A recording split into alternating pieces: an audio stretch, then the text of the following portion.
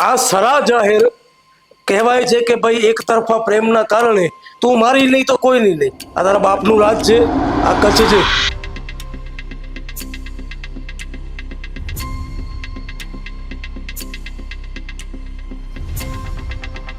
દારૂના મુદ્દે તમે સતત જે લડાઈ લડી રહ્યા છો, પણ શું લખનદુઆ પોતે દારૂ પીવે ખરા?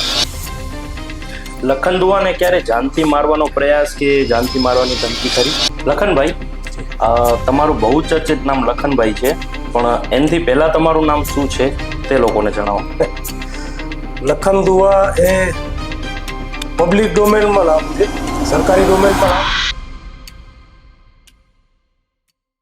કેમ છો કચ્છ? હું દેવેન્દ્ર સોંદરવા, કચ્છના સૌ પ્રથમ પોડકાસ્ટ ચેનલ ક્રિએટિવ કચ્છમાં આપનું સ્વાગત કરું છું. લખનભાઈ, તમારું બહુ ચર્ચિત નામ લખનભાઈ છે, પણ એનાથી પહેલા તમારું નામ શું છે તે લોકોને જણાવો.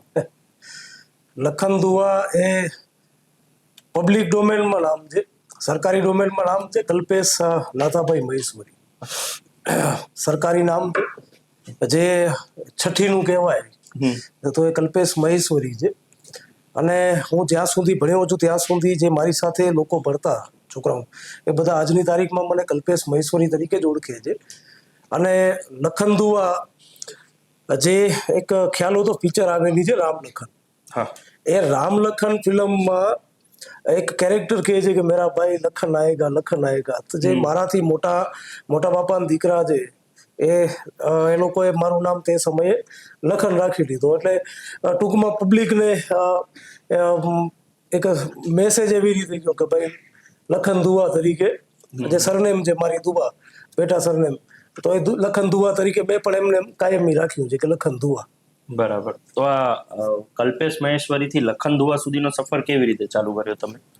કલ્પેશ મહેશ્વરી એ હું જ્યાં સુધી ભણ્યો ત્યાં સુધી કલ્પેશ મહેશ્વરી તરીકે ઓળખાણો.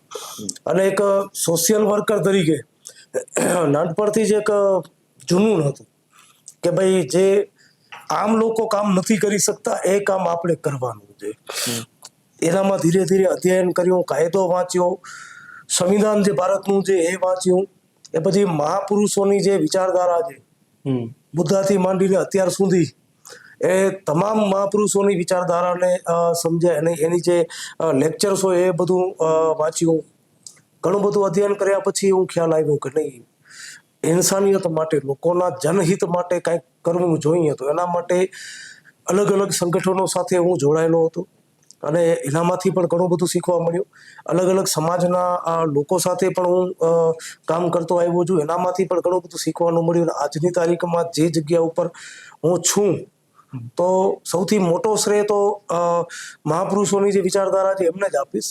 અને બીજું છે કે આપ લોકોએ જનતાએ લખનદુઆ બનાવ્યો છે ને આટલું લખનદુઆ તો ઘણા હશે પણ લખનદુઆના નામથી નથી ઓળખતા, મને ઓળખે છે મારા કામથી.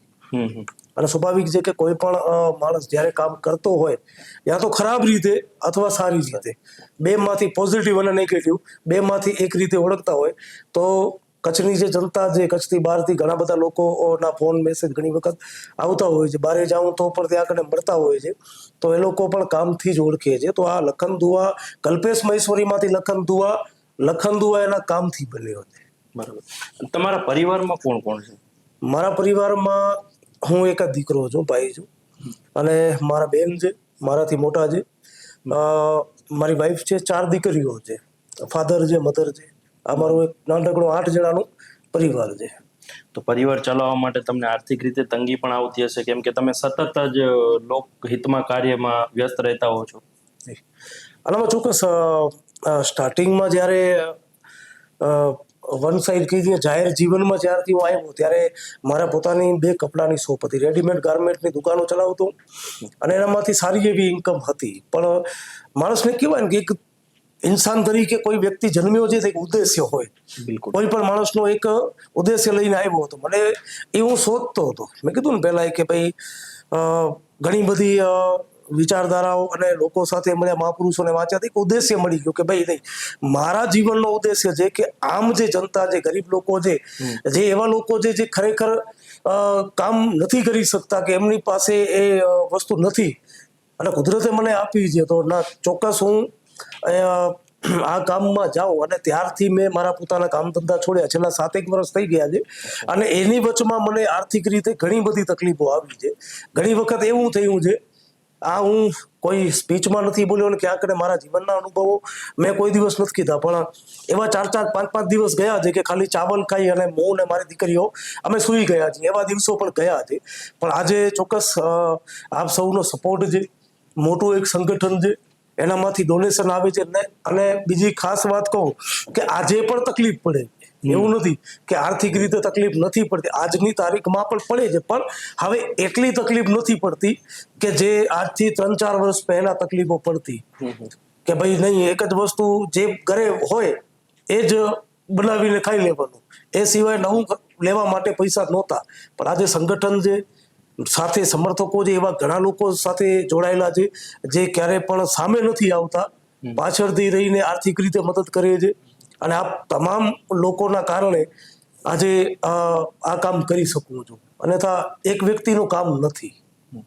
અચ્છા, શરૂઆતના સમયમાં તમને ઘર પરિવાર તરફથી રોકટોક ખરી સામાજિક મુદ્દાઓ માટે? એ તો રહેવાની જ. મારા ગામમાં 26મી જાન્યુઆરીના એક સ્પીચ મેં આપી, તો અમુક લોકો હોય જે વર્ષોથી એમ સમજતા હોય કે ભાઈ એક તરફો અમારો જ રાજ ચાલવો જોઈએ, બીજા કોઈનો રાજ આવે જ નહીં, બીજો કોઈ વ્યક્તિ જાગૃત થાય જ નહીં. મારી જે લડાઈ છે જનતાના સેવા કરતાં વધારે જનતાને જાગૃત કરવાની છે. તો સ્ટાર્ટિંગમાં હું જાગૃત થયો તો મારી એક 4 મિનિટની માત્ર સ્પીચ ઉપરથી મારા ફાધરને લોકો મળવા આવ્યા કે તમારો દીકરો આવી રીતે ત્યાં કને બોલે છે. તો મારા ફાધરે મને બોલાવીને કીધું કે ભાઈ કામ ધંધો છે, આપણી પોતાની દુકાન છે, એનામાં ધ્યાન આપો અને આ વસ્તુને છોડી દો. મેં કીધું ભલે, કોઈ વાંધો નહીં. પછી 15મી ઓગસ્ટ આવી ત્યારે પણ સ્પીચ આપી, ત્યારે પણ પાછા એ લોકો મારી ફાધર પાસે ગયા. અને ત્યાં જે 26મી જાન્યુઆરી અને 15મી ઓગસ્ટ સુધીનો જે સમયગાળો હતો, ત્યાં સુધી મેં મારા ઘરવાળાને એટલું કન્વિન્સ કરી લીધું હતું કે હું સાચો છું. અને સાચો છું માટે એ લોકોને તકલીફ થાય છે. કારણ કે જે ગામમાં સરપંચ એક જ કોમ્યુનિટીનો બન્યો હોય, બીજો કોઈ સરપંચ જ ન બન્યો હોય, અને એ ગામમાં મારા જેવો વ્યક્તિ એક કાયદાની ભાષામાં સ્પીચ આપે તો સ્વાભાવિક વસ્તુ છે કે એને તકલીફ થવાની છે.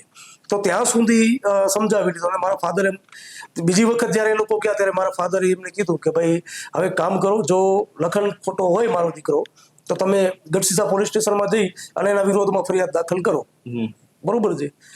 એ પછી જે મારી જર્ની છે કે આજની તારીખમાં ઘણી વખત એવા બનાવો બન્યા છે. 4 દીકરીઓનો બાપ છું, એકને એક દીકરો છું. તો ઘણી વખત એવું થતું હોય કે ભાઈ ક્યાંક જોજે ભાઈ, ખોટું ન થાય. અને એવું નથી કે ડર નથી લાગતો, ડર લાગે છે. ડર શેનો લાગે છે કે ભાઈ હું નીકળી જઈશ તો પછી કોણ? આજે તમે બધા જુઓ છો, કોઈક ના કોઈ પાર્ટીમાં ઘૂસી જાય છે, કોઈ પૈસા લઈને વેચાઈ જાય છે, કોઈક ડરીને દબાવીને બેસી જાય છે. પણ આજે મક્કમતાથી, પૈસાની લાલચ વગર અને મજબૂતીથી આમ કોઈ પણ અધિકારી હોય, કોઈ પણ નેતા હોય એની સામે આપણે લડી શકીએ છીએ. તો એક ડર લાગે છે કે મને કાંઈ થઈ જશે તો મારા પછી કોણ? મારું કામ જે મારા જેવા યુવાનોને તૈયાર કરવાનું ધીરે ધીરે થઈ રહ્યા છે, પણ આ બહુ લાંબો સમય લાગે છે. એક આખી કચ્છની 25 લાખની જનતા માટે પોતાના કામ ધંધા છોડવા, પોતાનો 24 કલાકમાંથી 4-5 કલાક ઊંઘ કરવી અને 19-20 કલાક જનતા માટે કન્ટિન્યુ રહેવું, એ બહુ જૂજટ લોકો કરી શકે છે. અને હું એવા યુવાનોને તૈયાર કરું છું કે આવનારા દિવસોમાં અલગ અલગ સમાજોમાંથી આવા લોકો પણ આ ફિલ્ડમાં નીકળે. લખન દુવાને ક્યારે જાનથી મારવાનો પ્રયાસ કે જાનથી મારવાની ધમકી ખરી? ધમકીઓ આવે છે. અચ્છા. સોશિયલ મીડિયામાં કોમેન્ટો ઘણી વખત હું વાંચતો હું, બરોબર, જે ધમકી આવે. બાકી જાનથી મારી નાખવાની, સામે આવીને કાંઈ બોલવાનું, તેવો તો આજની તારીખમાં બનાવ નથી બન્યો. પણ ચોક્કસ એ બને એથી પહેલા પણ અમારી તૈયારી તો પૂરેપૂરી છે જ. કારણ કે આ કામ કરીએ છીએ એનામાં તૈયારી રાખવી જરૂરી છે. અને કદાચ ચોક્કસ તમારા માધ્યમથી એ પણ કહી દઉં કે જેને આવું કાંઈ કરવું હોય તો બેઝિઝક આવી જાજો, છૂટ છે બધાને. અચ્છા, કોઈ રાજકીય પાર્ટી દ્વારા દબાણ ખરું? નહીં, દબાણ નહીં, ઓફર આવી. અચ્છા, જોડાવા માટે હોદ્દાની, પૈસાની, પછી કોઈ પણ રાજકીય પાર્ટી હોય અને કોઈ રાષ્ટ્રીય લેવલની પાર્ટી હોય તો એમને ખબર હોય કે ભાઈ આર્થિક રીતે નબળો છે, ઘરની પોઝિશન શું છે, તો એ બધું ભાઈ અમે બધું કરી દઈશું, તમારા ધંધા વેલસેલ કરી દઈશું. પણ નહીં, હાલ કોઈ રાજકીય પાર્ટી સાથે જોડાયેલો નથી. પ્રચાર બધાનો કર્યો છે એક સમય ઉપર, જ્યારે જાહેર જીવનમાં નતો ત્યારે કોંગ્રેસનો બી પ્રચાર કર્યો, બીજેપીનો બી પ્રચાર કર્યો છે મેં, બરોબર છે. પ્રચાર એ સિવાયની જે પાર્ટીઓ છે બે ચાર નાની નાની, એનો પણ પ્રચાર કર્યો છે. હું જ્યારે જાહેર જીવનમાં આવ્યો એ પછી મેં હવે બંધ કરી નાખ્યું, જ્યારે ખાસ હવે નહીં, હવે કોઈ રાજકીય પાર્ટીનો પ્રચાર નહીં, હવે માત્ર ને માત્ર આ સોશિયલ કામ કરવાનું છે. અને આવનારા દિવસોમાં ચોક્કસ આગળ જતા જોશું આપણે. તો લખન દુઆ ભવિષ્યમાં કોઈ પાર્ટી સાથે જોડાઈ શકે અથવા તો પોતાની પાર્ટીથી ઇલેક્શન લડી શકે ખરા? પાર્ટી સાથે જોડાવું હજી મને નથી લાગતું કે કોઈ પણ રાજકીય પાર્ટી સાથે જોડાવું, કારણ કે મને ગુલામી પસંદ નથી. કોઈ પાર્ટી કે આમ નહીં ને આમ કરો એ મને પસંદ નથી, માટે હું આજની તારીખમાં કોઈ રાજકીય પાર્ટી સાથે જોડાયો નથી. ચોક્કસ આવનારા દિવસોમાં ઇલેક્શન લડવું એ જે કામ કરીએ છીએ, અને સ્વાભાવિક છે કે મારા હિસાબે જે અભણ ઠોઠ, જેને કોઈ ઓળખતું જ ન હોય અથવા પૈસાના જોરથી કોઈ પણ પાર્ટીમાં ટિકિટ લઈ આવે એવા વ્યક્તિને જનપ્રતિનિધિ તરીકે ચૂંટવો, જનતાને પણ હું કહેવા માંગુ છું, એથી સારું છે કે તમારા સાથે જે વ્યક્તિ રહેલો છે, તમારા મુદ્દાઓ ઉપાડે છે, કે આંદોલનકારી છે, સરકારના વિરોધમાં જઈ અને તમારા હિતમાં કામ કરતો હોય એવા વ્યક્તિને જો તમે ચાન્સ આપશો તો ચોક્કસ અમે પણ એમાં એ જ રેસમાં તૈયાર છીએ. પણ કોઈ પાર્ટી સાથે હાલ કોઈ વિચાર નથી. બરાબર. હાલમાં તમે અબડાસા માટે ઘણી લડત લડી રહ્યા છો, તો એની પાછળ કોઈ ખાસ કારણ? અબડાસામાં આજની તારીખમાં કોઈ આંદોલન, આજથી 3-4 મહિના પહેલા કોઈ આંદોલન ક્યારે થયા જ નથી. હા, કોઈ સમાજનો, કોઈ વ્યક્તિનો એવા કોઈ પર્ટિક્યુલર આંદોલન હશે, પણ જાહેર જનતાના હિતમાં ક્યારે પણ કોઈ આંદોલન થયા નથી થયા.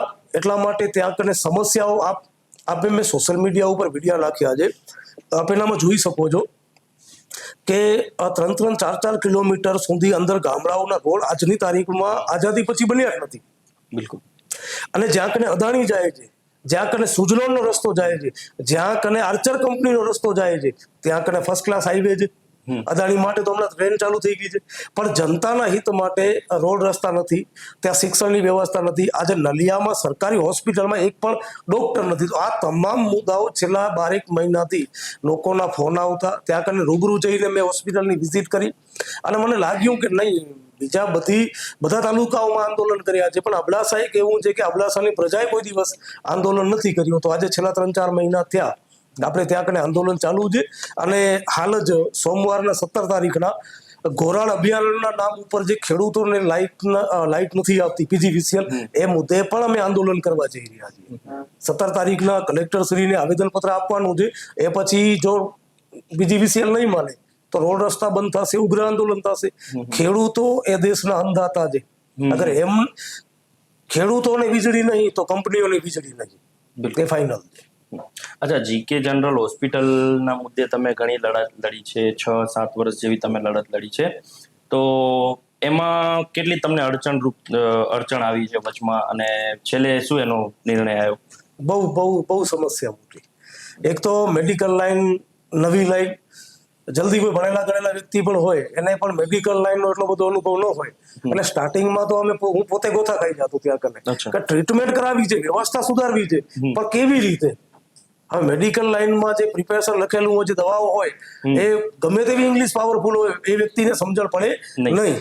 એટલે પહેલે તો ધીરે ધીરે સ્ટાર્ટિંગ કરી કે ભાઈ ત્યાં કને અમે હાજરી આપતા, ત્યાં કને બેસતા, ટ્રીટમેન્ટ કરાવતા, પછી ધીરે ધીરે મેડિકલ લાઈનનો અનુભવ થયો. આજે એમ કહી શકીએ કે ભાઈ ડોક્ટરને જેટલું આવડે છે એનાથી અડધું તો મને પણ જાણકારી છે કે મેડિકલ લાઈન કોને કહેવાય. એનામાં પૈસાની ઓફર આવી. અચ્છા, ક્લિયર કટ. અને પૈસા એટલા બધા કે 7 પેઢીઓ બેઠા ખાતી. ઓકે, બરોબર છે. અને એક વખત નહીં, ઘણી વખત ઓફર આવી. છેલ્લે 5-6 મહિના પહેલા પણ મને ત્યાં કને ઓફર આવી કે ભાઈ તમે આંદોલન ન કરો અને તમને શું જોઈએ એમાં પૈસા જ આવે. બરોબર છે. એટલે મેં કીધું ભાઈ તમે જેટલા મને પૈસા આપવાના છો એટલા પૈસામાં હોસ્પિટલ ફ્રી કરી નાખો. 5 ડોક્ટરો જે ઘટે છે એ ડોક્ટરો પૂરા કરી નાખો, મારું આંદોલન પૂરું. હું ક્યારે પણ આંદોલન નહીં કરું. અને બીજું કે કચ્છ જિલ્લાની સૌથી મોટી સરકારી હોસ્પિટલને અદાણીના ખોળામાં આપી દીધી છે નરેન્દ્ર મોદીએ. તો અદાણી આટલું કરી દે ને કચ્છની જનતા માટે તો અમે અદાણીના ફેવરમાં આવી જઈએ. હમ. હું પોતે અદાણીનો સારો બોલીશ, પણ નથી કરતા માટે અમને અદાણીનો વિરોધ કરવો પડે છે. કારણ કે કચ્છની જનતાએ અદાણીને બનાવ્યું છે, અદાણીએ કચ્છની જનતા નથી બનાવ્યું. અને બીજું કે આંદોલન કરતા હોઈએ એટલે સ્વાભાવિક છે કે આરોપ લાગે. ઘણી વખત હવે જો આનામાં એક ખાસ તમને વાત કહું કે પહેલો દુશ્મન પોતાની જ સમાજનો વ્યક્તિ હોય, અન્યનો હોય. અહીંયા કને પણ આંદોલન કરવામાં એ જ ને એ જ વસ્તુ સામે આવી. ઘણી વખત આરોપ લાગ્યા, ઘણી વખત આરોપ ખોટા સાબિત કરવા માટે આંદોલન કરવા પડે અમને. એટલે જે સમસ્યાઓ છે એ તો આ રહેવાની છે. અને હું તો છાતી ઠોકીને કહું છું કે કોઈ માઈનો લાલ જન્મ્યો હોય કે ભાઈ મારા ઉપર એક રૂપિયાનો પણ આક્ષેપ લગાવે અને એના પુરાવા કોઈ આપી શકે નહીં. અને હું એટલે સુધી કહું છું, ઘણી વખત કહેતા હોય કે ભાઈ દારૂબંધી, એક બે જણાને મને ફોન આવ્યા લખનભાઈ કે ગાંધીધામમાં દારૂબંધીના આંદોલનમાં તમે હપ્તા લ્યો છો, બરોબર છે. મેં કીધું હું નહીં, મારા પુરાવા પોલીસ વાળા આપશે તમને કે લખન દુવા ઈમાનદાર છે, એ પુરાવો પોલીસ વાળા આપશે, મને બોલવાની જરૂર નથી. એટલે આક્ષેપ તો લાગવાનો, જે જાહેર જીવનમાં છે એનો પ્રચાર અને અપ્રચાર બંને થવાનો. તો લખનભાઈ, તમારો એક ઘણો ફેમસ થયો હતો સવાલ કે જે પોલીસ વાળો હપ્તો ન લેતો હોય તે હાથ ઉપર કરો. ઈ સવાલ બાબતે તમે શું કહેવા માંગશો? ચોક્કસ, ઘણા પોલીસ વાળા હપ્તા લે છે, એના પુરાવા બી છે. અમુક પોલીસ વાળા હપ્તા નહીં લેતા હોય, હું નથી કહેતો કે નથી લેતા, નહીં લેતા હોય, પણ મોસ્ટ ઓફ મને સારા અધિકારીઓ એમ કીધું છે કે લખનભાઈ ચેનલ છે આખી ઉપર સુધી હપ્તા પહોંચાડવા પડે છે, બરોબર છે. એટલે મને તો મારા પાસે તો પુરાવા હતા ને ત્યાં કરીને જે પોલીસ વાળા ઊભા હતા, જે આપણે વિડીયો જોયો આદિપુર પોલીસ સ્ટેશનનો, હવે ત્યાં જે પોલીસ વાળા ઊભા હતા એમનો પોતાનો અંજારમાં પોઈન્ટ ચાલુ છે. અચ્છા, દારૂનો પોઈન્ટ ચાલુ છે. હપ્તા તો છોડી દો. હવે પોલીસ વાળા ઘણી જગ્યાએ મેં જોયો છે કે પોલીસ વાળાના પોતાના પોઈન્ટ ચાલુ હોય છે, બીજા લોકોને બેસાડે છે, નોકરી કરાવે છે, મહિને 15-20 હજાર રૂપિયા આપીને. કારણ કે જો પોલીસ વાળા જ દારૂ વેચશે તો કોઈ પકડવા આવવાનું નથી, 100%ની વાત છે. એટલે ઘણા પોલીસ વાળાઓના પોતાના પોઈન્ટ ચાલુ છે, દેશીના, ઇંગ્લિશના, ઘણી જગ્યાઓ ઉપર પાર્ટનરશિપમાં ચાલુ છે. એટલે મને તો ત્યાં આગળ ખબર જ હતી કે ભાઈ કોઈ હાથ ઊંચો કરવાનો નથી, કારણ કે ઈમાનદાર હોય તો કરે ને. અને ભાગ્ય જો ત્યાં કને કોઈ હાથ ઊંચો કર્યો હોત, બરોબર છે, તો સાબિત કરીને બતાવી દેત કે ભાઈ તમે હપ્તા તો લ્યો જ છો અને તમારા પોતાના પોલીસ વાળાના ત્યાં પોઈન્ટ ચાલુ છે. ચાલો પહેલે તમે ઈમાનદાર છો તો ચાલો આ તેનો પોઈન્ટ ચાલુ છે, પોઈન્ટ બંધ કરાવો પહેલે. માટે હાથ ઊંચો કરવાનું છે નહીં કોઈ. એટલે આ જે સિસ્ટમ છે પોલીસની, આ આખી સિસ્ટમની આપણે ખબર છે કે આ સિસ્ટમ કેવી રીતે કામ કરે છે અને સરકારી તંત્ર કેવી રીતે કામ કરે છે. અને ખરેખર જોવા જઈએ તો કોઈ ખાતે પોલીસ વાળાનો આનામાં વાંક નથી. અને 90% વાંક પોલીસનો પણ 10% નથી. એનું કારણ છે કે જે સરકાર તો ઈચ્છે જ છે કે આ જે દારૂ છે, જે દેશી દારૂ છે, દારૂ છે જ એ કેમિકલ છે. અને આનાથી લઠ્ઠાકાંડ થાય છે ત્યારે કેમિકલ પીવાથી લઠ્ઠાકાંડ થયું છે, સ્વાભાવિક છે. ઝેર જે કેમિકલ છે અને એ દારૂ જે પીએ એ 4-5 વર્ષમાં કિડની, લીવર ખરાબ થઈ જાય, માનસિકતા ઉપર અસર થાય છે, માણસ મરી જાય છે. મેં મારી ઉંમરના 35 વર્ષના કે 34 વર્ષના યુવાનોને હાલ જ 3 એવા યુવાનોને જોયા છે જેની મોત થઈ જાય દેશી દારૂના કારણે, કેમિકલ વાળાના કારણે, બરોબર છે. એટલે ઉપરથી છૂટ છે કે ભાઈ આ જે પછાત વર્ગો છે એમના વિસ્તારોમાં દારૂ બને, એ દારૂ વેચે, એ દારૂ પીએ, એ મરે. ગાંધીધામમાં હાલ જ આપણે ઘણા એવા કિસ્સા જોયા છે, બનાવવા વાળો, પીવા વાળો, મરવા વાળો ને મારવા વાળો એક જ સમાજનો. એટલે ગાંધીધામના લોકોને કહેવા માંગુ છું, હવે જાગૃત થાવ, નહીતર ખતમ થઈ જશો. આ જે દારૂનું દૂષણ છે એ માત્ર કોઈ એક વ્યક્તિને નહીં પણ આખી સમાજને ડૂબાડી રહ્યું છે. ને દરેક સમાજને એક વિનંતી છે કે આ દારૂના દૂષણ બાબતે દરેક લોકોને જાગૃત થવું જોઈએ. પોલીસ ક્યારેય પણ બંધ નહીં કરાવે, સરકાર ક્યારેય પણ બંધ નહીં કરાવે, બંધ તમારે કરાવવું પડશે. તો જે હપ્તા વસૂલી ચાલી રહી છે તે માત્ર દારૂ પૂરતી જ સીમિત છે કે એના અલાવા પણ બીજી જગ્યાએથી ક્યાંયથી હપ્તાઓ આવતા હશે? બધી જગ્યાએથી. આ રોડ છે આગળ, ત્યાંથી તમને ટેમ્પો લઈ અને દરરોજ કામે જતા હો તો ત્યાંના પણ 200 રૂપિયા ટ્રાફિક પોલીસને હપ્તો આપવો પડશે. હવે તમે કલ્પના કરી લો કે હપ્તા તમે લીગલી જાઓ છો, બિલકુલ જાવું જ છે તમને, કોઈ અનલીગલી નથી. લીગલી તમે રિક્ષા ચલાવીને જાઓ છો અથવા ટેમ્પો લઈને જાઓ છો, છતાંય પણ ટ્રાફિક પોલીસ વાળાને 200 રૂપિયા 300 રૂપિયા આપવો પડે છે દર મહિને. એટલે તો હું કહું છું ને, પોલીસ એટલે હપ્તાખોર પોલીસ. ભાઈ તમે કઈ જગ્યા છે જ્યાં તમારા પૈસા હપ્તા ન આવતા હોય દરેક વસ્તુમાં? અને તમે શિક્ષણ, આરોગ્ય, રોજગાર અને દારૂબંધી માટે ઘણા સવાલો ઉપાડ્યા છે, પણ કચ્છમાંથી તમારા સિવાય કોઈ પણ સવાલ નથી ઉપાડી રહ્યા, એની પાછળનું કારણ? કુદરતની એક બક્ષિસ છે. વેચાવું નહીં, કોઈથી ડરવું નહીં, બરોબર છે. બે પોઝિટિવ પોઈન્ટ છે આપણી પાસે, એટલે લડી શકીએ છીએ. તમે જે રીતે જનતા રેડ કરી હતી, તો એ પછી જોવા મળ્યું હતું કે કચ્છના ઘણા અલગ અલગ તાલુકાઓમાં, ગામડાઓમાં જનતા રેડો થઈ હતી. એ બાબતે આપ શું કહેવા માંગશો કે યુવા લોકોને હવે જાગૃત થવું જોઈએ? ચોક્કસ. મારો ઉદ્દેશ્ય એ છે કે દારૂ એક એવો વિષય છે જે પીએ જ છોડવાનો નથી. ગુજરાતમાં દારૂબંધી છે, કાયદો ખાલી કાગળ ઉપર, નામ ઉપર. દારૂ વેચાય છે, બંધ નહીં થાય, મને ખબર છે. પણ આવનારી પેઢી, જે હાલ જે 14-15 વર્ષના બાળકો છે, એ આ દારૂમાં સમાઈને પોતાનું ભવિષ્ય ખરાબ ન કરે માટે મારા પ્રયત્નો છે કે ભાઈ દારૂ જનતા રેડો કરવી. નકર મને શોખ નથી કે કોઈ બુટલેગર અને પોલીસ એમની સામે દુશ્મની કરવી. હું એના માટે જનતા રેડો કરું છું કે ભાઈ જનતા જાગૃત થાય અને દારૂના દૂષણથી ધીરે ધીરે, આજે એક દિવસમાં નહીં થઈ જાય, એના માટે સતત 10 વર્ષ 15 વર્ષ પ્રયત્નો કરવા પડશે. ઘણા લોકો કહે છે ને કે ભાઈ જનતા રેડો કરવા પછી પરિણામ શું? તો પરિણામ એ કે ગાંધીધામમાં એવા 2 લોકોએ દેશી દારૂની જે હાટડીઓ ચલાવતા એ બંધ કરી નાખી, પોતાના ગામડે ચાલ્યા ગયા, અને આજે ખેતીવાડી કરીને કમાઈને ખાય છે, એ સામેથી મને મળવા આવ્યા છે. બરોબર છે? તો આ પરિણામ છે. અને પરિણામ એ કે કોઠારામાં મહિલાઓએ દારૂના અડ્ડા ઉપર રેડ કરી, ભુજોડી જેવા ગામમાં આખા ગામે જનતા રેડ કરી, અને એવા તો અનગિનત ગામડાઓ છે જ્યાં દેસલપરલ્યું, ભુજ તાલુકાનું, ત્યાં કરીને મહિલાઓને જાગૃત લોકોએ જનતા રેડ કરી. આ જાગૃતિ છે, 2 વર્ષ પહેલા નહોતું થતું. તો આ લડત લડો છો તમે, તો તમને પોલીસ તંત્ર દ્વારા ક્યારે ખોટી ફરિયાદ અથવા તો તમને ફરિયાદ કરવાની ધમકીઓ મળેલી? 2 ફરિયાદો છે તમારા ઉપર. ખોટી ફરિયાદ. એક સમયે આઈ થિંક 5 વર્ષ પહેલા 2 ફરિયાદો થઈ છે મારા ઉપર, અને તદ્દન ખોટી છે.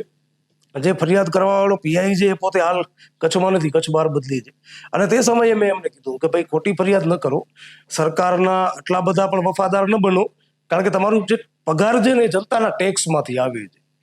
કોઈ નેતાના ખિસ્સામાંથી તમારો પગાર નથી આવતો કે એના દબાવમાં તમે ખોટી ફરિયાદો કરી દેશો. અને 5 વર્ષ થયા, એ પછી ફરિયાદ નથી થઈ. અને હવે પોલીસવાળાની હિંમત નથી, કોઈ નેતાની હિંમત નથી કે ફરિયાદ દાખલ કરે. આ અભિમાન નથી, પણ સચ્ચાઈનો માર્ગ ઉપર ચાલું છું, એટલે ખાતરી આપું છું કે જો જ્યાં સુધી આ માર્ગ ઉપર છું ત્યાં સુધી કોઈ ફરિયાદ દાખલ કરશે નહીં. અને કદાચ કોઈને એમ મન લાગતું હોય કે ભાઈ ફરિયાદ દાખલ કરવી છે, તો 2 ધડક છૂટ છે. દારૂના મુદ્દે તમે સતત જે લડાઈ લડી રહ્યા છો, પણ શું લખનદુઆ પોતે દારૂ પીવે ખરા? નહીં, આજની તારીખમાં નહીં. 35-36 વર્ષની ઉંમર થઈ, આજની તારીખમાં દારૂ હાથ ઉપર નથી રાખ્યો અમે ક્યારે, અને જિંદગીમાં ક્યારે દારૂ તો નહીં જ પીવો. કારણ કે જે દારૂ વિશે સમસ્યાઓ જોઈ છે, મારા ફેમિલીમાં પણ મેં પોતે જોઈ છે, એટલે મને ખ્યાલ છે કે દારૂ કેટલી હદે નુકસાન કરી શકે છે લોકોને. નથી પીધું, નથી ક્યારે પીવાનું.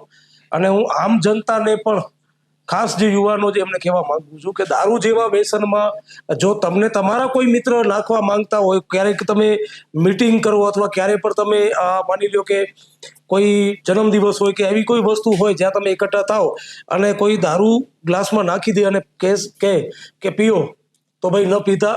હું એમ કહું છું કે દારૂ પીવાથી સારું છે કે મિત્રને છોડી દેવું. એટલે મારી યુવાનોને ખાસ વિનંતી છે કે દારૂને ક્યારે હાથ નહીં લગાવતા, જિંદગી બરબાદ થઈ જશે દોસ્ત. આજે ઇંગ્લિશ આપશે, કાલે દેશી થેલી લઈને તમને પીવું પડશે, પરમ દિવસે તમારા ઘરમાં છે ને ખાવાના વાંધા હશે. એવા પરિવારો, એવા ઘર મેં જોયા છે, અને આજની તારીખમાં એ ઘરમાં ખાવાના વાંધા છે. માટે દારૂને હાથ ન લગાડો તો વધારે સારું છે. 6-7 વર્ષથી અમે જોઈ રહ્યા છીએ કે તમે અદાણી વિરુદ્ધ જે લડાઈ લડી રહ્યા છો, તો શું અદાણીએ તમારી કોઈ જમીન પચાવી પાડી ખરી કે કોઈ પર્સનલ દુશ્મની તમારી? નહીં, અદાણીથી મારી કોઈ પર્સનલ દુશ્મની નથી, પણ હા, નથી મારી અદાણીએ જમીન કોઈ પચાવી પાડી.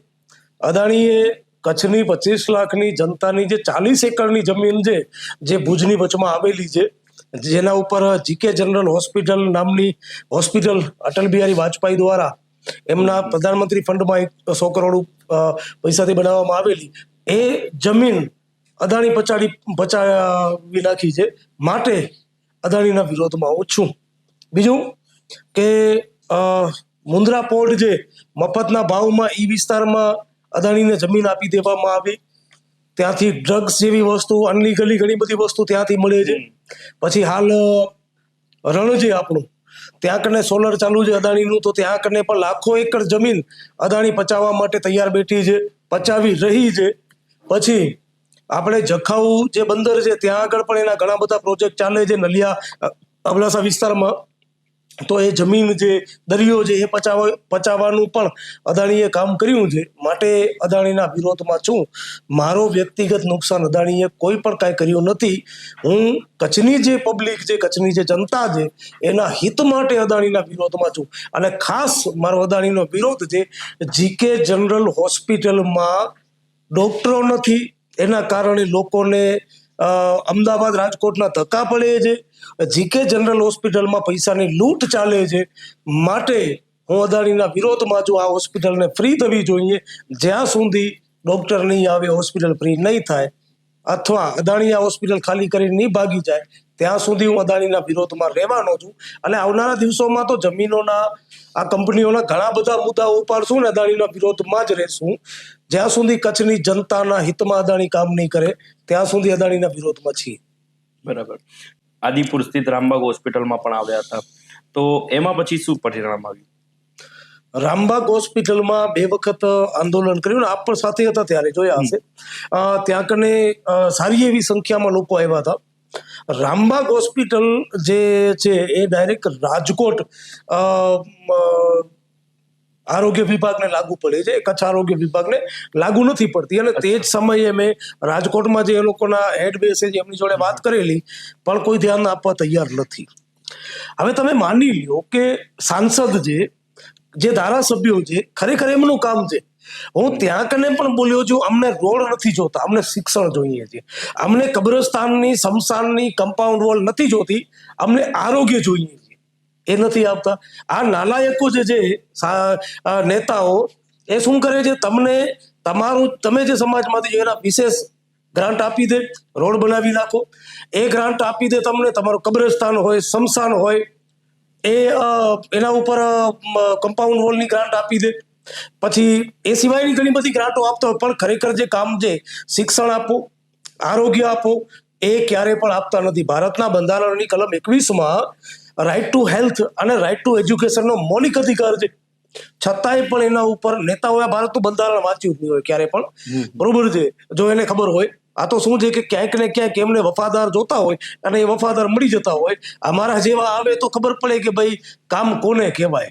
હવે એક ભાઈ આપણા જે પહેલા કોંગ્રેસમાં હતા, કહેતા હતા કોંગ્રેસમાંથી ભાજપમાં ગયા, એ કહેતા હતા કે કોંગ્રેસમાં છું એટલે કામ કરવા નથી મળતું. હવે ભાજપમાંથી, હવે તો કામ કર ભાઈ, હવે તો સત્તામાં જો. ત્યાં નલિયામાં હોસ્પિટલમાં ડોક્ટર નહીં, 400 શિક્ષકોની ઘટ છે.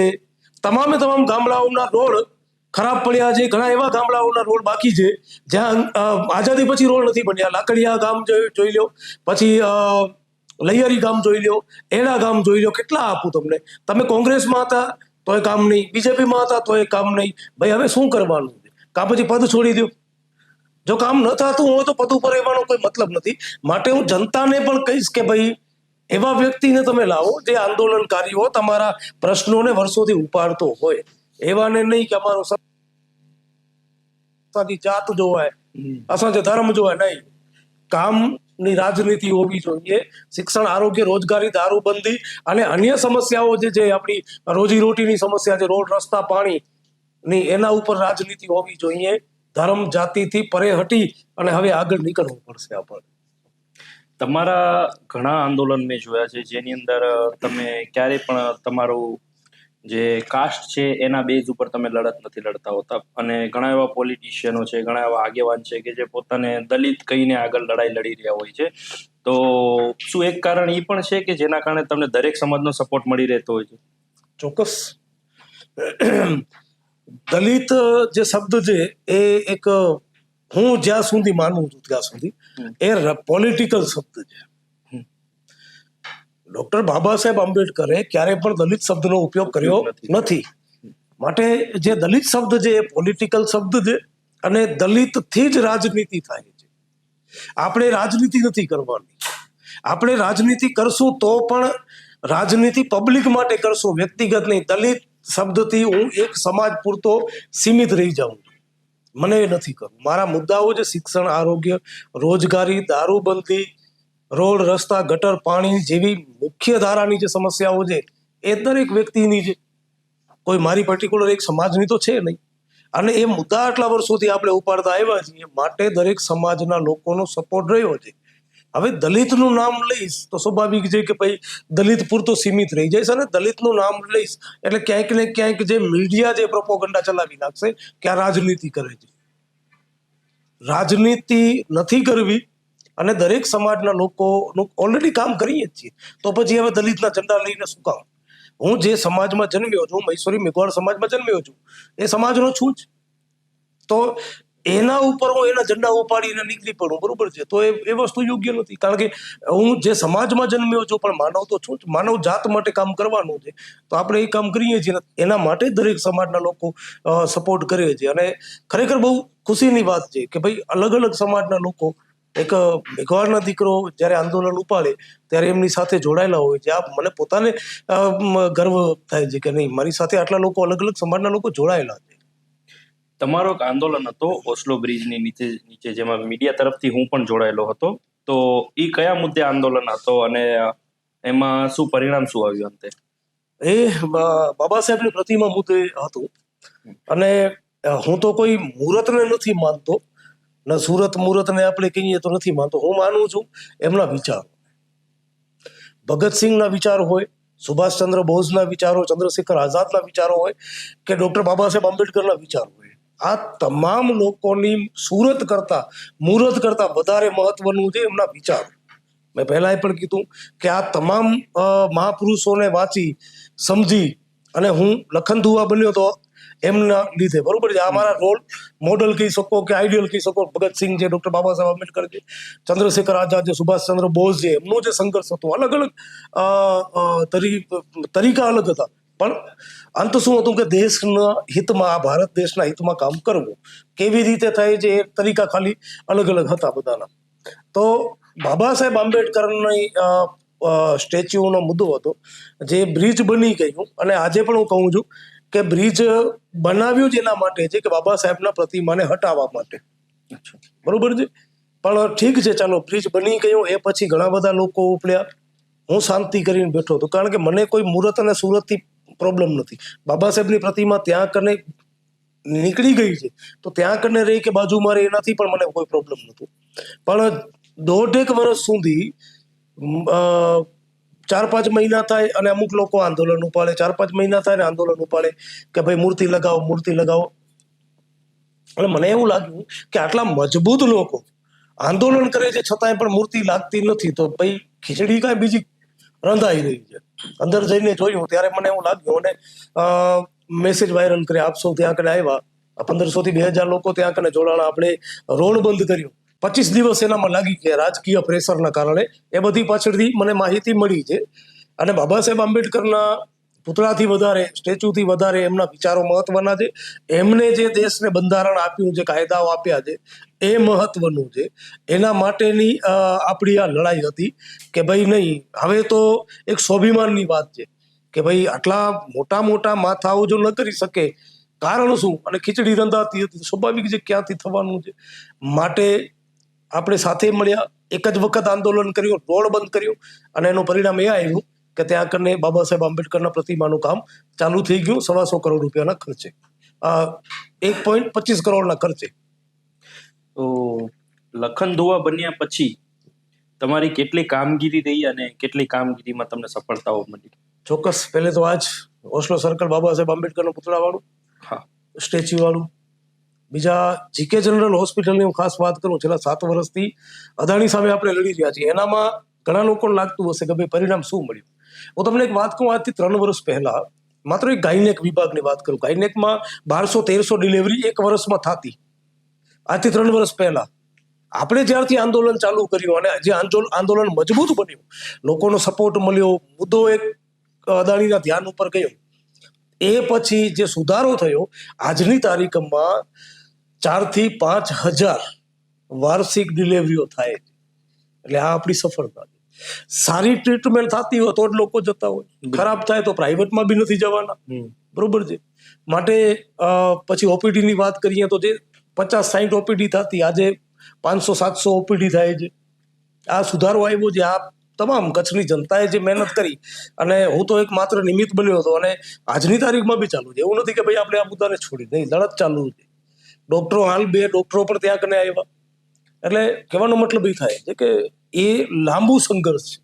દારૂબંધી કરાવી એ લાંબુ છે. એવી રીતે આરોગ્યનો મુદ્દો છે, અદાણી સામે લડવું, પહેલે તો લડવું એ બહુ મોટી વાત છે. અદાણી સામે, બિલકુલ બરોબર છે. અને અદાણી સામે 7 વર્ષથી મજબૂતીથી, લાલચ વગર, લોભ વગર અને ડર્યા વગર લડવું એ બહુ મોટી વાત છે. લડત ચાલુ જ છે આજની તારીખમાં. જેવો સમય મળશે ત્યારે પાછો ટકોર કરવા માટે ત્યાં ધરણા ઉપર બેસી જશું. એટલે એમને ખ્યાલ રહે અદાણીને કે નહીં, લખન દુવા સૂતો નથી, જાગે છે અને ટકોર એની ચાલુ જ છે. એટલે જે હાલ પરિસ્થિતિ છે એનામાં સુધારો ન આવે તો કાંઈ વાંધો નહીં, પણ ખરાબો ન થવો જોઈએ. શિક્ષણના મુદ્દે તમે જે લડત લડ્યા હતા એમાં સફળતા મળી કે હજુ આગળ કાર્યવાહી ચાલુ રહેશે? ચોક્કસ. શિક્ષણના મુદ્દે એવું છે કે આપણે ભુજ તાલુકાનું પાયરકા ગામ છે. 3 દિવસ કલેક્ટર ઓફિસની સામે દાબેલી ખાઈ અને ધરણા ઉપર હતા. એનામાં પરિણામ એવું મળ્યું કે પાયરકા ગામ 100% અનુસૂચિત જાતિનું ગામ, પર્ટિક્યુલર એક જ સમાજનું ગામ છે. ત્યાં આગળ 6 વિદ્યાર્થીઓમાં આજની તારીખમાં ત્યાંની સ્કૂલ ચાલુ છે, જે 3 વર્ષ સુધી ચાલુ ન થઈ, જે જાણી જોઈને બંધ કરી દેવામાં આવી હતી, એ સ્કૂલને ચાલુ આપણે કરાવી છે. જ્યારે મહેકમ 15 વિદ્યાર્થીઓનું હોય છે, 15ની જગ્યાએ 6 છે, છતાંય પણ આપણે સ્કૂલ ચાલુ કરીને બતાવી છે. આજની તારીખમાં ચાલુ છે. અને એવી જ રીતે આપણે જોવા જઈએ તો હાલ અબડાસાના ભાચુંડા ગામમાં એક શિક્ષક હતો, બીજો શિક્ષક આવ્યો. આપણે આપણી રજૂઆત કરીએ પછી, બરોબર છે. પછી અબડાસાના એવા ઘણા બધા ગામડાઓ છે. હું એક ગામમાં ગયો હતો, લાખિયાળી ગામમાં. ત્યાંની જે સ્કૂલ છે બહુ ખરાબ છે. તો એ બાદ એનામાં રજૂઆત આપણે કરી.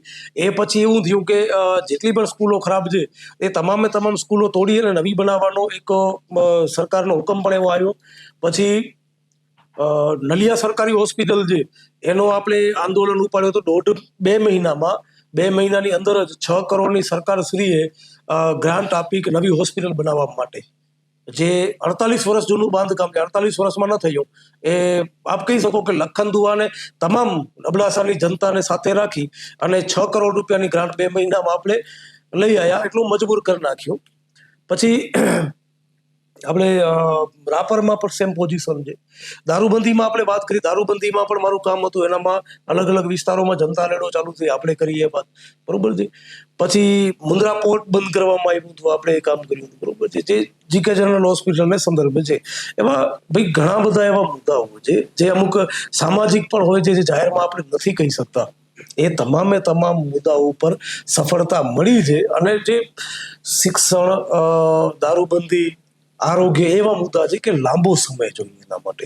હાલ હું શિક્ષણના મુદ્દા ઉપર ગાંધીનગર ગયો તો 6 થી 12 વાળા જે ટાઢવાળા છે એમને સરકારશ્રીએ બીજા દિવસે જોગવાઈ કરી આપી એમના માટે, જગ્યા ફાળવી એમના માટે. કારણ કે આંદોલન કરવાથી સફળતા મળે. હું તમે બધા સાથે આપણે મળીને વધારે સંખ્યામાં જો આંદોલન કરશું તો ચોક્કસ વહેલી તકે મળશે. અને કચ્છમાં જે 4000 શિક્ષકોની ઘટ છે એના માટે આજની તારીખમાં આંદોલન ચાલુ છે. અને હાલ જ મારી જિલ્લા પ્રાથમિક શિક્ષણ અધિકારી જોડે વાત થઈ છે, શું કરે છે આગળ જઈએ. અને જો નહીં થાય તો ઉગ્ર આંદોલન પણ આપણે કરવું હશે તો કરશું. આવનારા સમયમાં તમારા દ્વારા કયા કયા મુદ્દા ઉપર લડાઈઓ લડવામાં આવશે? કચ્છમાં કચ્છની જનતાને લાગતા પહેલો શિક્ષણ, બીજું આરોગ્ય, રોજગારી, દારૂબંધી, રોડ, રસ્તા, ગટર, પાણી, ખેડૂતોના પ્રશ્ન, માલધારીઓના પ્રશ્ન, આ તમામે તમામ જે પ્રશ્નો છે. પછી મહિલાઓના પ્રશ્ન, આંગણવાડી બહેનોના પ્રશ્ન, આ એ સિવાયનો તમે કહી શકો કે જે પણ પ્રશ્ન આપણને લાગુ પડશે, જે સરકાર પાસેથી લેવાના છે, સરકાર આપતી નથી, એ દરેક મુદ્દા ઉપર આપણે લડવા માટે તૈયાર છીએ. અને મારી નજરમાં જે મુદ્દાઓ છે આગળ જતા આપણે ઘોરાડ અભયારણ્યના મુદ્દા ઉપર જે પીજીવીસીએલ દ્વારા નથી આપવો, પહેલે પણ મેં વાત કરી, વીજળી નથી આપતા ખેડૂતોને, એ મુદ્દા ઉપર પણ લડશું આપણે. એટલે ધીરે દરેક મુદ્દા ઉપર લડવાના છીએ, કારણ કે જે નેતાઓનું કામ જે નથી કરતા એ મને કરવું પડે છે. લખનદુઆ દ્વારા કચ્છ અને ગુજરાતના યુવાનોને કોઈ સંદેશ એક જ છે, વેસન અને ફેશનમાં ન જતા.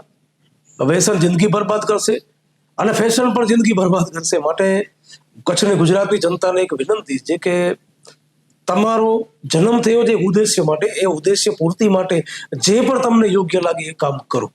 પણ દેશ હિતમાં, આખી ભારત છે, આપણો દેશ છે, અહીં અલગ અલગ ધર્મના, અલગ અલગ જાતિઓના લોકો રહે છે. એ જાતિ અને ધર્મથી પરે હટી અને આપણે કામ કરવાની જરૂરત છે. કામ કરવાની જરૂરત છે. રોજે રોજ આપણે શિક્ષણનો મુદ્દો છે, આરોગ્યનો મુદ્દો છે, આપણે રોડ રસ્તાનો મુદ્દો છે, દારૂનો મુદ્દો છે ગુજરાતની અંદર, તો એના ઉપર કામ કરવાની જરૂરત છે.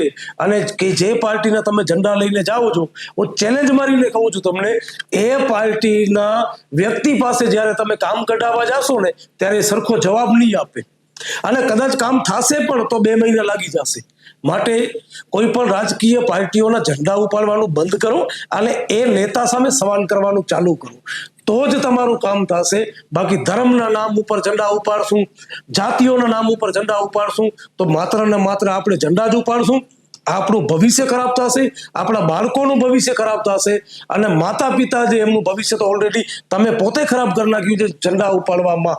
માટે સંવૈધાનિક અધિકારો છે એમના માટે લડીએ, બંધારણમાં જે અધિકારો મળ્યા છે એના માટે લડીએ. ચોક્કસ હું ગેરંટી આપું છું, ઇતિહાસમાં નામ એનું રહ્યું છે જેણે જનતા માટે કામ કર્યું છે, જેણે પબ્લિક માટે કામ કર્યું છે.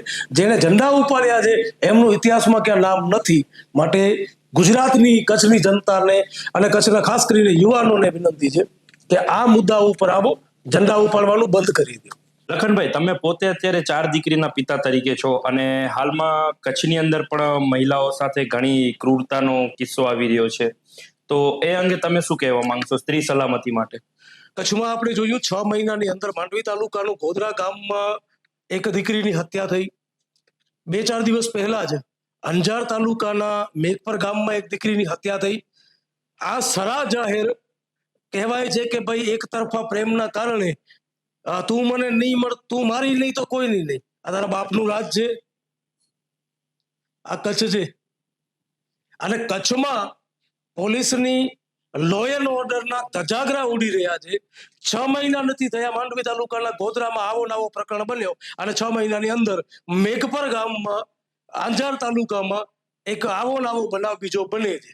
અને શું આ બનાવ 2 જ બન્યા? આવનારા દિવસોમાં બનાવ નહીં બને. આવા નરાધમોને જ્યાં સુધી સરકાર ફાંસીએ નહીં ચડાવે ત્યાં સુધી આ નરાધમો ચાલતા જ રહેશે ને ચાલતા જ રહેશે. કહેવાય તો એવું છે કે ભાઈ એક તરફો પ્રેમ, આ પ્રેમ નથી હોતો. ને ખાસ હું મારી બહેનોને કહેવા માંગુ છું કે આવા નકલી પ્રેમમાં પડવાનું પણ બંધ કરો. આ સોશિયલ મીડિયા ઉપર ફિલ્ટર લગાવી અને અમુક લુખ્ખાઓ ફરે છે, જે તમે માની લ્યો છો, મેં તો ઘણા જોયા છે, સામે આવે તો સાલું એકદમ કોયલા જેવું મોટું, અને ઇન્સ્ટાગ્રામ ઉપર જોઈએ તો સાલો સલમાન ખાન લાગે છે. આવા વ્યક્તિઓને ઓળખતા શીખો બહેનો. મા બાપે જન્મ આપ્યો છે, પહેલે એમનું સાંભળો, પછી પોતાની કરો.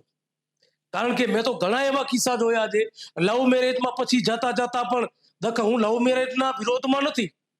હું માનું છું કે ભાઈ લવ મેરેજ હોય, ભારતના બંધારણમાં જે જોગવાઈઓ છે એમને હું માનું છું, પણ ક્યાંક ને ક્યાંક તમે ભૂલો કરો છો. આવા એક તરફા પ્રેમમાં, આવા નકલી પ્રેમમાં, હોય ભિખારી, ઘરમાં એના રોટલાય ન હોય, અને 4 વ્હીલર લઈને તમને મળવા આવતો હોય, ઉધાર ઉપર લઈને, એ પણ, તો એના ઉપર ધ્યાન આપો બહેનો. અને ખાસ ચોક્કસ હું કચ્છના નેતાઓથી પહેલા કચ્છની જનતાને કહેવા માંગુ છું કે ધર્મ અને જાતિના નામ ઉપર મૂર્ખ બનવાનું બંધ કરો. તમારી દીકરીઓની સુરક્ષા જોતી હોય, હું દીકરીનો બાપ છું એટલે મને ખબર છે કે દીકરીને જન્મથી કરીને 18 વર્ષ 19 વર્ષની કેવી રીતે કરવી, એમનું ભરણ પોષણ કેવી રીતે કરવું, એમને સ્કૂલ જાતી હોય ત્યારે અમારા મગજમાં કેટલું ચાલતું હોય, ઘરમાં એને રાખવી હોય તો કેવી રીતે રાખવી, આ દીકરીનો જે બાપ હશે, દીકરીની જે માં હશે એ સમજશે. જેની દીકરીઓ નથી એ નરાધમો ક્યારે નહીં સમજે. માટે દીકરીઓ સમજે, દીકરીઓના વાલીઓ સમજે, અને ખાસ કચ્છની જનતા સમજે કે કચ્છમાં 6 મહિનામાં બે આવા અસામાજિક તત્વો, કહું છું, આ કોઈ પ્રેમ નથી, એક તરફા પ્રેમ વાળા નહીં, આ નોટંકી અને નાટક કરવા વાળા વ્યક્તિઓ, આવાને પહેલે તો જામીન એટલે મળવા જોઈએ. જે વિસ્તારનો બનાવ બન્યો છે એ વિસ્તારના ધારાસભ્યને નોંધ લેવી જોઈએ, અને ધારાસભ્યને પોલીસને ઓર્ડર કરવું જોઈએ કે એવી ચાર્જશીટ બનાવો કે હરામખોરને 10 વર્ષ સુધી જામીન ન મળે. અને એની વચમાં પહેલી તકે ચાર્જશીટ બનવી જોઈએ. માંડવી તાલુકાના ગોધરાવાળા પ્રકરણમાં અમે લોકોએ અમારા નેતાઓને એટલો પ્રેશર કર્યો, આવી શું કામ ન આવી? એમની ફરજ છે લો એન્ડ ઓર્ડર મેન્ટેન કરવાની, લો એન્ડ ઓર્ડર બગડે ને એની જવાબદારી આ નેતાઓની છે. આપણે વોટ શેના માટે આપ્યું છે? આપણે વોટ આપી અને એના પાસે ભીખ માંગવા માટે આપ્યું છે? 500 રૂપિયા લઈને વોટ આપ્યું છે? સાડી લઈને, મટન ખાઈને, કે પછી બીજી કોઈ જાતિ અને ધર્મના નામ ઉપર વોટ આપ્યા છે? આપણે વોટ આપ્યા છે આપણી દીકરીની સુરક્ષા માટે. આપણે વોટ આપ્યા છે આપણા રોડ રસ્તા બને એના માટે. આપણે વોટ આપ્યા છે આપણા આરોગ્ય માટે. આપણે વોટ આપ્યા છે આપણા શિક્ષણ માટે. આપણે વોટ એના માટે આપ્યા છે. અને ફરીને હું કહીશ કે મારી દીકરીઓ છે તો હું વોટ આપીશ મારી દીકરીઓની સુરક્ષા માટે. શું માંડી બેઠા છો? સલાહ બોલવા તૈયાર નથી. જે વિસ્તારમાં બનાવ બને એ ધારાસભ્યને પકડો, પહેલે એને પકડો, અને એની જવાબદારી છે તું ચાલ સાલા સાથે પોલીસ સ્ટેશન, તું ચાલ, ચાર્જશીટ તું બનાવ, એસપી ને તું કે, તો જ લો એન્ડ ઓર્ડર બરોબર રહેશે. નહીતર આ લુખાઓ નરાધમો આખા કચ્છમાં, આખા ગુજરાતમાં ફર્યા કરે છે. અમે જોઈએ છીએ રાતના 2-3 વાગે લુખાઓ ફરતા હોય છે. પોલીસને પણ વિનંતી છે આને બંધ કરો. બાઈકો લઈને 2-3 જણા ફરતા હોય છે, ચાકા છુરી મજા આવે ત્યાં આગળ રાખીને, અને હાલતે ને ચાલતે મર્ડર થઈ જાય છે. પોલીસ શું કરે? મૂકી બેરી પડી છે. હાલ એમડી ડ્રગ્સ નો વૈશ્રી બહુ ચાલે છે. ચલો, ગાંધીધામમાં એમડી ડ્રગ્સ હદથી બારે વેચાય છે. ભુજમાં એમડી ડ્રગ્સ હદથી બારે વેચાય છે. મને એક અધિકારીએ વાત કરી કે લખનભાઈ, એમડી ડ્રગ્સ જે એમડી ડ્રગ્સનો જે મુદ્દો છે એનામાં કંઈક 1 ગ્રામ સુધી એને અમે પકડીએ છીએ તો કોર્ટ જામીન આપી દે છે. હવે 1 ગ્રામ 3000 થી 4000 માં વેચાય છે. 3 થી 4000 માં 1 ગ્રામ એમડી ડ્રગ્સ કોઈ પણ તંબાકુ એનામાં નાખીને ખાઓ, અને એની જ્યાં સુધી અસર રહે અને અસર ખતમ થાય એ બાદ તરત જોઈએ. એવા 1-2 જણાને હું મળ્યો પણ છું જે એમડી ડ્રગ્સનું સેવન કરે છે. એમની જિંદગીની જે કમાણી છે ને એ 1-2 મહિનામાં પૂરી કરી નાખી એમડી ડ્રગ્સના કારણે. એસપી સાહેબ પૂર્વ કચ્છના ને પશ્ચિમ કચ્છના, આપ એક આઈપીએસ અધિકારી છો, ખાસ આ મુદ્દા ઉપર ચોક્કસ ધ્યાન આપો. એમડી ડ્રગ્સ ખુલ્લેઆમ વેચાય છે રાજનિવાસ અને વિમલોમાં. એમને કરો ધોકાવાળી એમના ઉપર, નહીં તો કચ્છ ને બગડતા વાર નહીં લાગે. દરેક મુદ્દા ઉપર કચ્છમાં લો એન્ડ ઓર્ડર ખરાબ થતું જાય છે. મહિલા સુરક્ષાની વાત કરીએ, યુવાનોની સુરક્ષાની વાત કરીએ, વૃદ્ધોની સુરક્ષાની વાત કરીએ. રેપ કેસ સામે આવ્યો હમણાં, બહુ ગંભીર. હું ચર્ચા જ કરવા નથી માંગતો આ મુદ્દા ઉપર. 80 વર્ષના વૃદ્ધ સાથે રેપ કેસ કોણે કર્યો? એટલે આ તમામ મુદ્દાઓ ઉપર બંને એસપી સાહેબ અને ખાસ કરીને ચિરાગ કોરડિયા સાહેબ, આપ રેન્જ આઈજી જો આપની વધારે ફરજ બને છે. આપ એક આઈપીએસ કક્ષાના, આઈપીએસ થી પણ ઉપર આપનો હોદ્દો છે, એસપી થી પણ ઉપર આપનો હોદ્દો છે. નેતાઓ નહીં કરે મને ખબર છે, પણ આપને વિનંતી છે બંને એસપી ને કહો કે આવા જે અસામાજિક તત્વો ફરે છે, દારૂનો દૂષણ હોય કે પછી એમડી ડ્રગ્સનો દૂષણ હોય, મહિલા સુરક્ષાની વાત હોય, એના ઉપર ચોક્કસ આપ ધ્યાન આપો. નહીંતર કચ્છ બગડશે અને અમારા જેવા આંદોલનકારી આંદોલન કરતા રહેશે. અમે તો છીએ જ જનતા માટે. એ મહિલાઓનો મુદ્દો હોય, વૃદ્ધોનો મુદ્દો હોય, યુવાનોનો મુદ્દો હોય, દરેક મુદ્દાઓ ઉપર લડીએ છીએ. પણ આપની જવાબદારી પણ એટલી ને એટલી છે. થોડીક જવાબદારી નિભાવો સાહેબ. હવે સંવિધાનની વાત થઈ તો દેશની અંદર ઘણી વખત સંવિધાનને ખતમ કરવાનો પણ પ્રયાસ ચાલી રહ્યો છે, તો એ મુદ્દે આપ શું કહેશો? જરૂર. હવે જુઓ કે અનામતને ખતમ કરવા માટે પ્રાઇવેટાઇઝેશન કરી નાખ્યું, એટલે પ્રાઇવેટ સેક્ટરમાં અનામત લાગુ નહીં. એવી જ રીતે હાલ એક યુટ્યુબર છે હમણાં રાષ્ટ્રીય મુદ્દો બની ગયો યુટ્યુબરનો, સાલો કોઈ રેપ કરી નાખે. અહીંયા કચ્છમાં 2 મર્ડર થઈ ગયા, રિજનલ મીડિયા નોંધ લેવા તૈયાર નથી. 2 દીકરીઓના મર્ડર થઈ ગયા, બરોબર છે, રિજનલ મીડિયા નોંધ લેવા તૈયાર નથી. અને એક યુટ્યુબરે આમ બેસીને ચર્ચાઓ કરી, 2 ગાળો આપી, એનામાં નેશનલ મુદ્દો એને બનાવી નાખ્યો. એટલે આ સંવિધાન ખતમ થયું જ કહેવાય આને, કે નોન ઇસ્યુ ને ઇસ્યુ બનાવવો. એ કહેવાય છે કે ભાઈ ભારતનું બંધારણ છે, એનામાં જે જોગવાઈઓ છે એના વિરોધમાં જઈને કામ કરો છો. તમે રેપિસ્ટને કરો ને ફાંસી આપો, ફાસ્ટ ટ્રેકમાં કેસ ચલાવો, 7 દિવસની અંદર ચાર્જશીટ બનાવો અને 10 દિવસમાં આપો ને ફાંસી. શું કામ થઈ શકે છે બધું? આ દેશનો કાયદો એકદમ બરોબર છે, કાયદો ચલાવવા વાળા નાલાયકો નકામા છે, એના લીધે આપણે ભોગવવું પડે છે. કાયદા તમે વાંચો, એનામાં જોગવાઈ કેટલી બેસ્ટ કરેલી, કાયદામાં જોગવાઈ સારી છે, પણ કાયદો ચલાવવા વાળા કેવું છું ને, બાબા સાહેબ આંબેડકરે એ જ કીધું કે સંવિધાન બનાવીને હું આપું છું આ દેશને, પણ સંવિધાન સારું નીકળશે તો, જો સંવિધાનને ચલાવવા વાળા સારા હશે. અને સંવિધાન ખરાબ પણ થઈ શકે છે જો સંવિધાનને ચલાવવા વાળા માણસો ખરાબ હશે.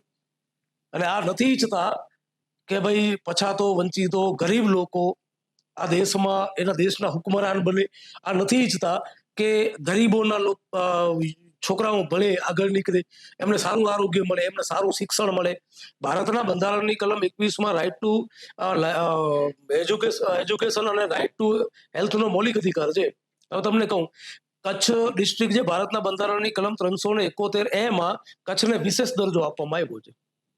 વિશેષ દરજ્જાવાળા કચ્છની એકમાત્ર સરકારી હોસ્પિટલ 99 વર્ષની લીઝ ઉપર અદાણીને મફતના ભાવમાં આપી દીધી. 1 રૂપિયો અદાણી પાસે લીધો નથી. બીજું કે વિશેષ દરજ્જાવાળા કચ્છની જમીન, જળ જમીન મલકત આપણે કચ્છની જનતાને પૂછ્યા, કચ્છના પ્રતિનિધિઓને પૂછ્યા કર્યા વગર કોઈને આપી શકીએ નહીં. એના માટે વિકાસ બોર્ડ હોવું જોઈએ. વિકાસ બોર્ડ જે નિર્ણય લે, વિકાસ કેટલું થયું કચ્છનું, એને દર વર્ષે વિધાનસભામાં તમામ ધારાસભ્યોને રજૂઆત કરવાની હોય છે. એ પણ આજની તારીખમાં બન્યું નથી. ભારતનું બંધારણ ખતમ થઈ રહ્યું છે. ડાયરેક્ટ સળગાવી નહીં નાખે, એવા મૂર્ખાઓ ત્યાં આગળ સળગાવે પણ છે દિલ્હીમાં, જે નફરત કરે છે કાયદાઓથી, જે નફરત કરે છે ઇન્સાનિયતથી, જે નફરત કરે છે માનવતાથી. એવા લોકો દેશનું બંધારણ નથી માનવા વાળા. દેશનું બંધારણ ડાયરેક્ટ તો ખતમ નહીં થાય, પણ એક એક કરીને કાયદાઓ આનામાંથી ઝીરો થતા જશે. સ્વાભાવિક વસ્તુ છે, ભારતનું બંધારણ ખતમ થઈ ગયું કહેવાય. પણ ચોક્કસ અમારા જેવા જ્યાં સુધી છે ત્યાં સુધી એ કાયદાઓની અમલવારી કરાવવા માટે CR પાટીલને પણ અબડાસા જવું પડ્યું.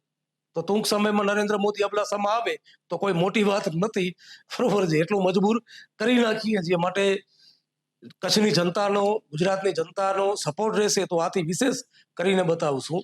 આ ભાજપ કોંગ્રેસ વાળા નહીં કરી શકે, આંદોલન તારી જ કરી શકશે.